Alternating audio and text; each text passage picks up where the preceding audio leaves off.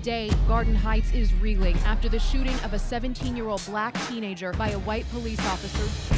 We live in a complicated world. It doesn't seem that complicated to me. The book came to me in January 2016, read the first chapter. I was immediately hooked.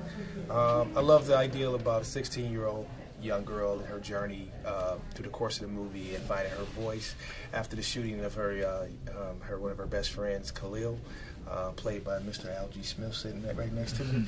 I just loved the book, and I just felt like this was something that I felt like I really wanted to be involved with. I think the more the challenges was really just trying to make it feel as authentic as possible. So a lot of that down, even to some of the riots that we have in the film, to some of the funerals, even the shooting itself. A lot of that was just taken from a lot of research that I was able to do, from Ferguson, from Charlotte, from Mike Brown's funeral. All that was just taking all this in. Also from the experience myself, just being an African American, living in Wisconsin and moving to Los Angeles and seeing race and biasm throughout the years. All that was instinctively kind of brought together. I want to make sure all aspects were represented, and that she didn't, in the process of being turned into an on-screen character, become simplified and turned into a trope or a stereotype.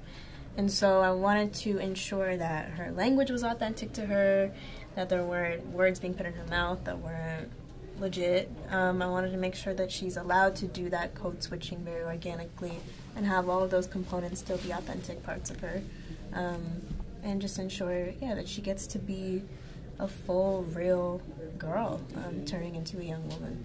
I was super blessed, first of all, to have George just take so much attention to detail. That was a big part of the preparation process for me. He would sit me and Amanda down.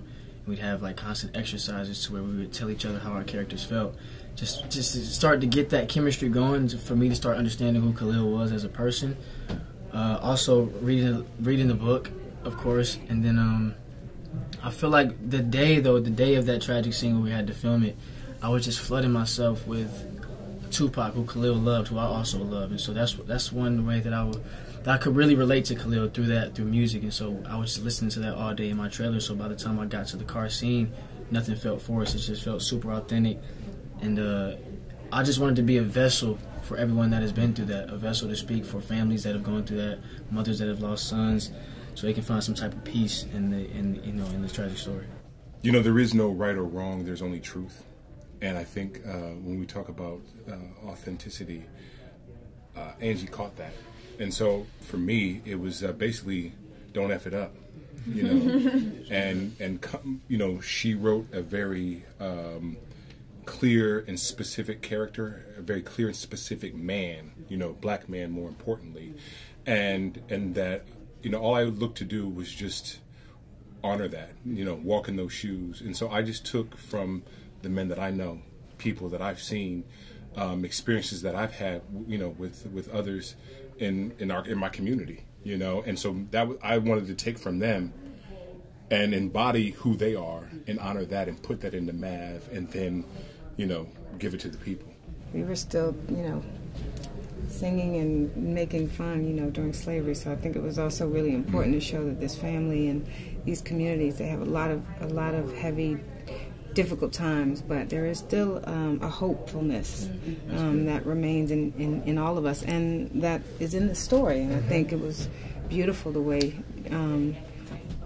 George, it doesn't have a picture-perfect ending, but it certainly has a beautiful, hopeful one.